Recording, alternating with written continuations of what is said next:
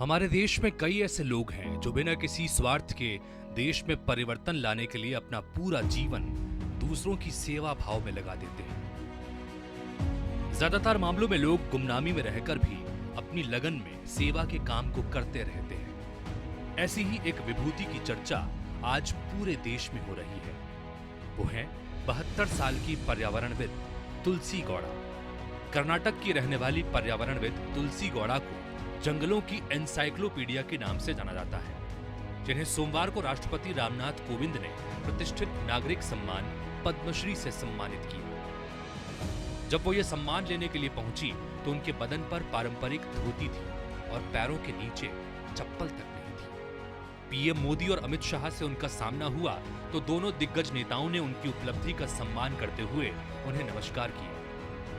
तुलसी का जन्म कर्नाटक के हलक्की जनजाति के एक परिवार में हुआ था। बचपन में ही उनके पिता चल बसे थे और उन्होंने छोटी उम्र से माँ और बहनों के साथ काम करना शुरू कर दिया।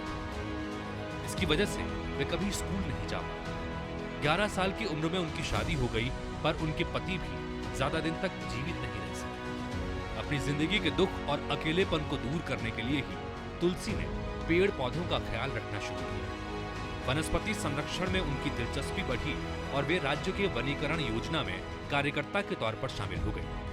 साल 2006 में उन्हें वन विभाग में वृक्षारोपक की नौकरी मिली और 14 साल के कार्यकाल के बाद वे आज सेवानिवृत्त हैं। इस दौरान उन्होंने अनगिनत पेड़ लगाए और जैविक विविधता संरक्षण में महत्वपूर्ण भूमिका निभाई है।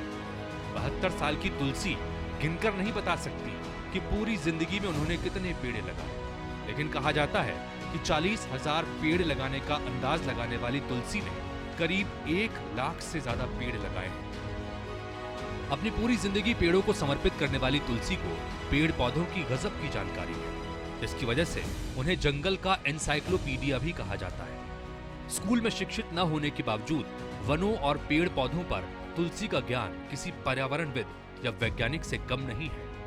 उन्हें हर तरह के पौधों के फायदे के बारे में पता है, किस पौधे को कितना पानी देना है, किस तरह की मिट्टी में कौन से पेड़ पौधे उगते हैं, ये सब उनकी उंगलियों पर है। इस उम्र में भी तुलसी पेड़ों को लगाने के काम में सक्रिय है। साथ ही वो बच्चों को सिखाती हैं कि पेड़ हमारे जीवन के लिए कितना जरूरी है। तुलसी ये कहती है कि पेड़ों के बिना ये धरती रहने लायक नहीं रह जाएगी। आज जब पूरी दुनिया ग्लोबल वार्मिंग के खतरों पर चिंतित है, ऐसे में तुलसी जैसे लोग अपनी असाधारण कामों के चलते पर्यावरण की साधना में चुपचाप लीन हैं और बाकी लोगों को भी जागरूक कर रहे हैं।